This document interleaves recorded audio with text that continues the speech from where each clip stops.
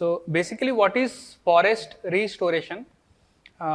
Generally it is regeneration of forest on degraded land. So whenever a patch of forest is degraded due to any reason, maybe it is because of forest fire or encroachment, so how we regenerate that forest, that comes under restoration of forest. So we have different techniques, but before that, if we understand why do we actually need this restoration? So if you have read the India State of Forest Report 2021, the recent report, so in that it talks about the forest cover or the overall green cover of the country. Anyone can tell me that what is the total green cover right now? If we talk about the total green cover,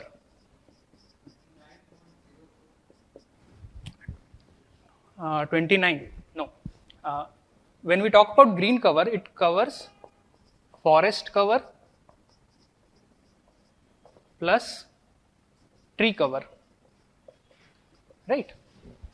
So if you see the data, the forest cover is around 21% and tree cover is around 3%. So overall green cover, when we talk about, it is around 24% currently. But what is the target? What is the target? How much green cover do we need? Right. So not tree, overall green cover, we aspire to reach 33% of the total land of our country as green cover, right? So clearly we are not very close to this. If you analyze the forest survey data since last 2-3 decades, we are hovering around 20 to 24%, right? We are not increasing our forest cover as such.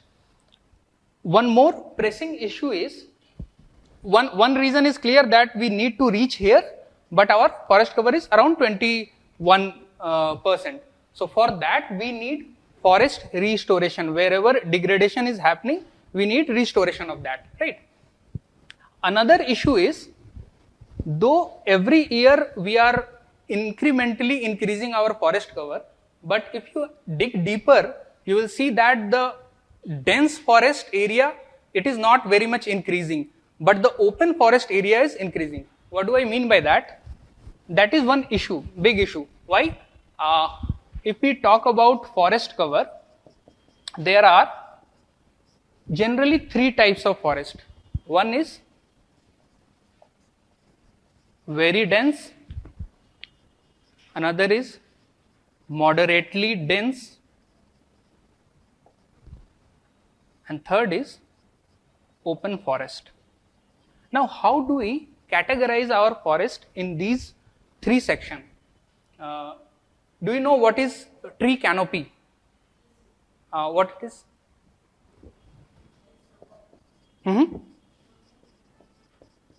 Basically, the amount of, if you are talking about a particular area of forest, how much of this area is totally covered by the tree canopy, right? So that area we will call it as tree canopy.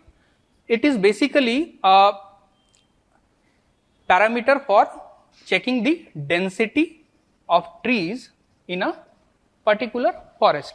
So if the tree canopy density is greater than 70%, it falls under very dense forest, right? If it is around 40% to 70%, we call it as moderately dense, and 10% to 40% is open forest. And if the tree canopy is less than 10%, we do not categorize it as forest. We call it as open scrubs, right? So what is happening in current few years, these 2 categories, we are not seeing very much increase in that. What we are seeing, the forest cover is increasing in open forest. So there may be 2 reasons for that. One, we are creating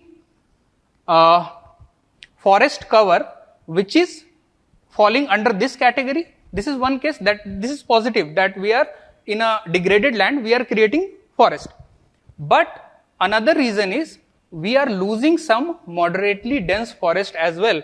Earlier it falls under the category of 40 to 70%. Now due to degradation, it is coming under open forest. So though the data says that our overall forest cover is increasing, but eventually we are losing dense forest and moving towards open forest.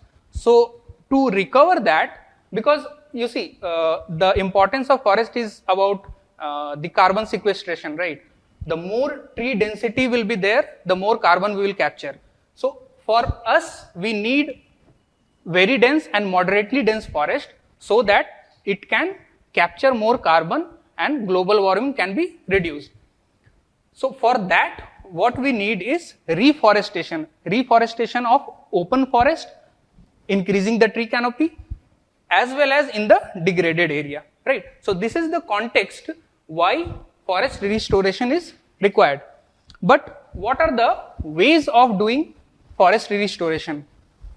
Basically, when we talk about forest restoration, one thing comes to our mind that we are talking about planting trees, right? How much trees we are planting, we equate it with forest restoration, but that is not the case. When you are planting only trees, it gives you a patch of green cover, but you cannot call it forest. Why?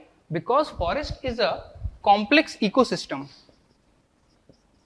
It is a complex ecosystem where you need to understand that different species of plant as well as wildlife, they are interlinked, and the more complex you create that ecosystem, more biodiversity it will hold, right? So only planting tree won't be enough for forest restoration. We need methods which can restore not only forest but the overall ecosystem there, right?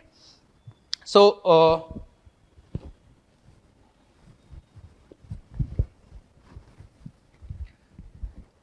even for planting of tree, if it is done well in the sense that you are targeting a particular area, identifying that what is the climate there, and according to that you are planting your trees, right? That sustainability will be greater. But if you are randomly putting trees, saplings in without analyzing the ecosystem or the climate of that area, it will be a disaster for the existing biodiversity as well. So for planting drives, you might see that different tree plantation drives has been going on. Different NGOs are also participating in creating or setting target that this many trees we need to plant in a particular time frame.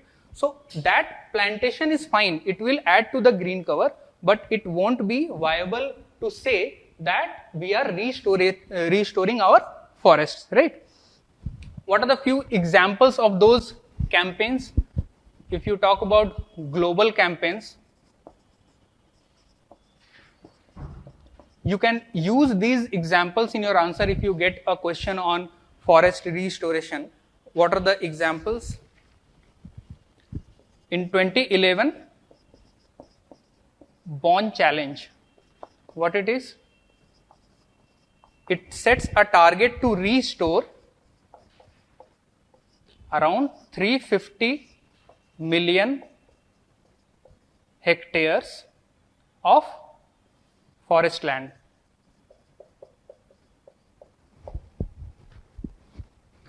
In 2020, the World Economic Forum, it has set a target of, the initiative name is 1 trillion trees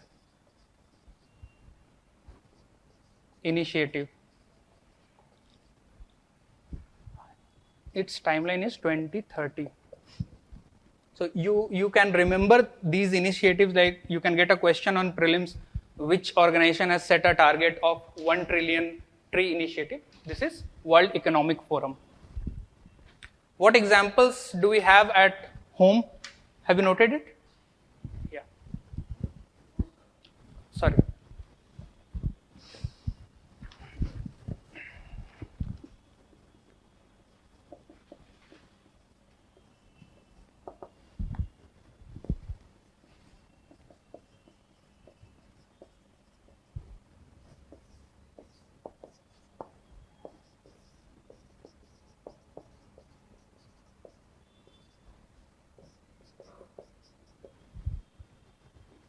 Can I rub?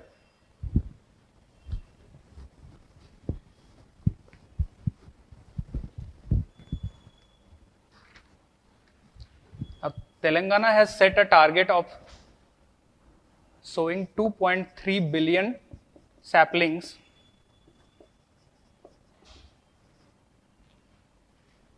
in 4 years.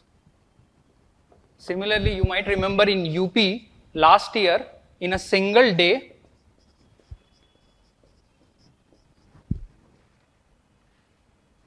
around 260 million saplings were planted.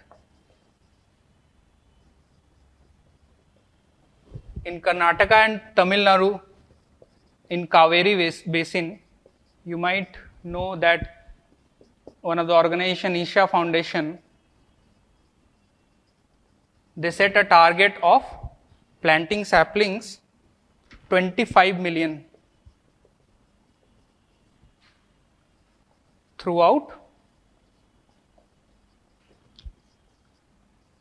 Kaveri Basin. So these are few examples, some global examples as well as examples from home, that different tree plantation campaigns has been going on, and the overall target is to increase the green cover. In this context, one important technique comes. This is Miyawaki technique. Let me know when I can rub.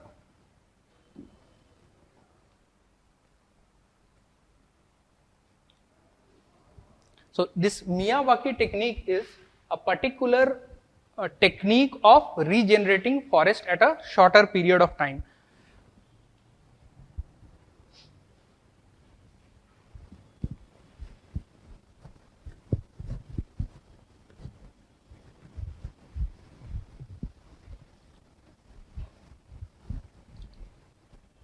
So in Japan, Akira Miyawaki, he was a Japanese. Akira Miyawaki, he was a Japanese botanist. In 1970s, he used to work extensively about the restoration of forest. So he was experimenting different techniques, how quickly in a degraded patch of land we can regenerate a forest which emulates exactly the same as natural forest. So what he was doing, he was basically, what was the technique? He was identifying barren lands where he wanted to cultivate trees and identifying native high growth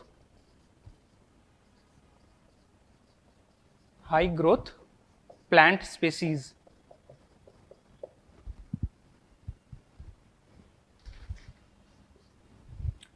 So it is very important to identify the native high growth plant species. In every country or every climatic region, there are several species of plant, but through survey we can identify which plant can have a higher rate of growth, right? So what he did, he identified those plant species. Then what he did, he planted the saplings of those high growth plant in close proximity in the sense, in a 1 square meter area, he was planting around 4 to 5 saplings. What is the rationale behind doing this close proximity cultivation? Because he wanted that when in a close proximity 5-6 trees are growing, the exposure to sunlight will be on the top, right? So the photosynthesis will happen at the top. Maximum rate of photosynthesis will be at the top. So it is enhanced photosynthesis to drive the top growth. So you will see in Miyawaki forest, you will see long trees but the breadth is not that much because it is not getting direct sunlight for the photosynthesis process. So it is basically forced photosynthesis. Forced photosynthesis. So what is happening here, due to this high growth native plant species and forced photosynthesis, the growth rate or the ecological succession. You know what is ecological succession? Anyone?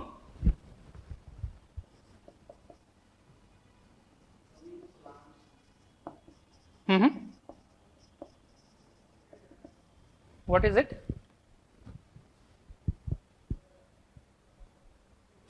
Basically, ecological succession means transition from one state to another. Say suppose we have a barren land, there is no trees present here, right? Now, what will happen in the next stage if we provide proper climatic condition and water, some grass or scrubs will grow here, right? So you may see that from here a single transition has happened. So it is in one succession. Then in next succession, larger trees will come up. So this is called primary succession. Primary. Why primary? Because it is starting from zero. There was no species present at that moment. So if it is happening from zero, we will call it as primary ecological succession. But say suppose we have already a forest, and because of forest fire or some degradation, we have lost that patch of forest. Now if again we are restoring that, we will call it as secondary ecological succession. So basically ecological succession is a process through which we move towards from a barren land to a forest, well developed forest. So these are the successive steps. So what Miyawaki did, he accelerated this ecological succession so that the transition from barren land to a well developed forest can happen at a shorter period of time, right? So this is the Miyawaki technique that identify a barren land, identify the native species, plant them in a closer proximity so that the forced photosynthesis may happen. So with that, ecological succession will be accelerated and we'll have a well developed forest. Now this technique was successful in Japan. So seeing that, different countries started emulating or adapting this technique in their own ecological setup. Even in India also there are thousands of Miyawaki forests, but the problem is mostly those forests are in urban areas because it cannot happen at a larger scale. The maximum, if I may give you an example of Miyawaki forest in Hyderabad, so the largest Miyawaki forest is around 10 acres, right? So 10 acre is not a big area in term if you are talking about forest, right? So the advantage of using this technique basically comes in a smaller patches. So in urban development, say suppose city planning, we can have small patches of Miyawaki forest there, and it will act as carbon sequestrator, plus it will help in cleaning the air. It may help in cooling the environment as well, right? So with that, since we are critically analyzing, till now we have discussed what is the Miyawaki technique and what are the benefits. But for critical analysis, we need both the sides, right? Miyawaki technique. Now what are the, so what we'll do, we'll enlist the benefits as well as critiques.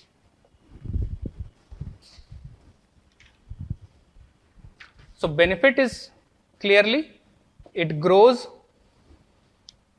10 times faster. The Miyawaki forest, if you compare with the natural forest, the growth rate is 10 times faster.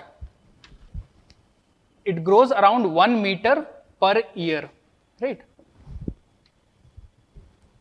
Since it grows 10 times faster, it reaches the multi-layer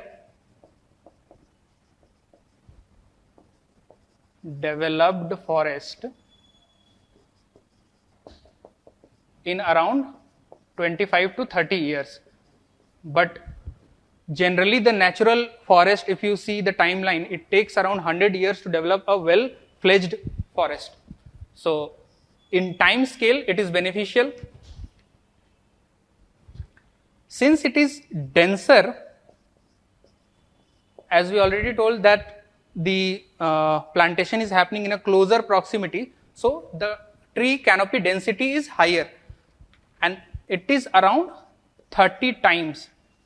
Since it is a denser forest, the carbon capturing capacity is also higher. So from general forest, you can say in a Miyawaki Technique forest, we will have a 30 times higher carbon capturing power, right? And because of this denser forest, we will also have higher biodiversity carrying capacity, right? More number of trees can hold more number of biodiversity species, be it insect, birds, etc. Now, we saw that these micro forests in urban area can act as a cooling agent, CO2 capturing unit,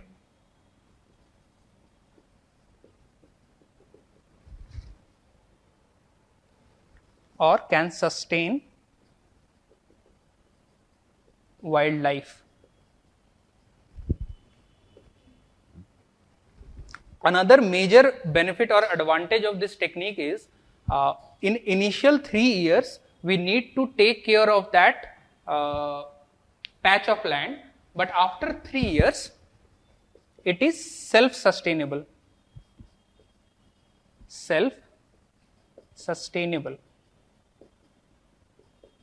Right. So these are few benefits because of which the acceptability of this technique is very high. The governments are using, even the NGOs who are in the business of planting trees, they are mostly using Miyawaki technique. But what are the critics? It is now it is very important to analyze it critically. Number one critic is it is kind of monotonous or artificial as compared to natural forest. Right, as we discussed, simply planting, though we are planting native trees, but still it is a kind of plantation. You can say we have collected 4-5 species of trees in a certain proximity, we have planted it. So it is not categorized as forest as such unless it is holding that much of biodiversity with it, right? Another criticism is it is expensive to boot. Expensive in the sense, since we are cultivating it in a degraded land, the most important thing is to regenerate the health of the soil, right? If the soil do not have the nutrition and we are planting different saplings there, it won't survive. So creating the soil or taking care of the health of the soil plus arranging different saplings, it is a expensive exercise. Now there are questions on the efficacy of forced photosynthesis. The technique what we saw, the forced photosynthesis, the experts are raising questions whether it is justified to induce this forced photosynthesis, because it is against the nature, right? We are tweaking the natural cycle there, and because of this forced photosynthesis, it may have impact on the existing resources available in the ground. It may have an adverse impact on the groundwater as well. We are accelerating the growth. Eventually, it will take out water from the ground, right? And since we are taking this activity in the degraded land, maybe say suppose we are doing it in Gujarat or Rajasthan or in Deccan, so already groundwater level is down there. Now we are planting different species in a close proximity and forcing it to extract more groundwater. So basically it is not a natural solution, right? Though it is giving results, but still it is not a natural process. Fourth criticism is it was developed in Japan, right? So we know the climatic condition of Japan is different from the tropical climate which we have, right? So how much we can rely on the technique which was basically designed in a template or the climatic classification, if you see, temperate climate, but we are implementing the same technique in tropical climate. So that is another issue. So these four are the criticism, generic criticism. The next one is about the implementation. Have you written this?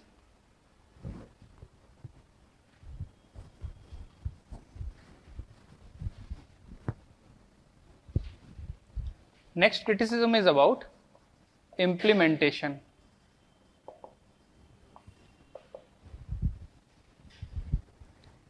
If we are adopting this technique and it has been spreading really fast spread in India, because of its results, people are saying that in 3-4 years timeline we can have a green cover. So we are extensively using it, but we are losing on the foundational values of the technique. Foundational values means proper identification of native species. We are not doing that. We have identified few generic species and we are planting it everywhere. So if we are not focusing on the foundational idea, it is eventually going to produce more harm than the benefit, right? Again, we are selecting wrong areas for the implementation. Wrong areas in the sense, see, if a particular area in past have forest, then the climatic condition may support a new forest regeneration. But suppose an area in Rajasthan where there were never a forest existed. Now we are forcing a new technique and planting trees there. We are providing irrigation, we may generate a good soil health as well. But still in the long term, the generated forest will not sustain, right? So just because we want to regenerate forest in a degraded land, the area identification is very important. We should not utilize this technique in a wrong geography. Wrong geography in the sense, say suppose in Gujarat we have Miyawaki forest, even in Rajasthan we have, in the Deccan Plateau. So when they are already water stress areas and we are forcing a new way of forest regeneration there. So in implementation, what are the issues? Number one, foundational issue, we are not identifying native trees, proper native trees and wrong areas. So this is the overall analysis of this technique and how it can be used for forest restoration. You may get a question on this in your mains. Few things are about the Miyawaki technique. You may get a few statement on prelims as well. So with this we have completed this topic, Miyawaki technique. Write down a question.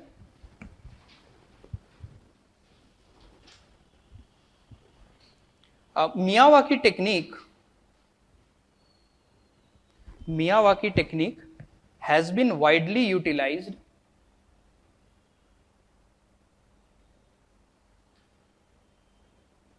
in increasing urban green cover.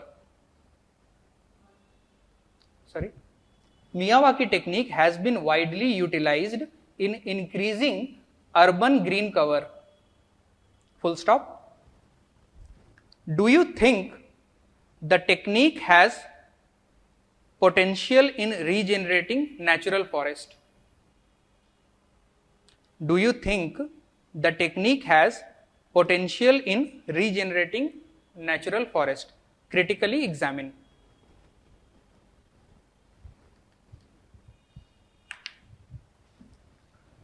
So based on our discussion today, you may attempt this question, and if you want, in the next class you can bring it to me, I'll review it.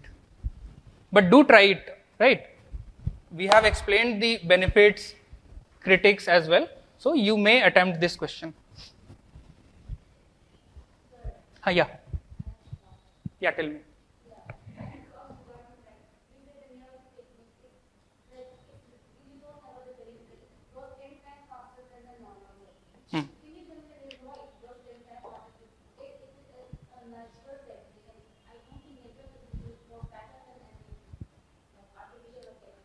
So what I understood, you are asking that Miyawaki technique, how it is 10 times faster growth than the natural. See, in natural forest, we talked about ecological succession, right? If you see in a barren land, from a barren land to a,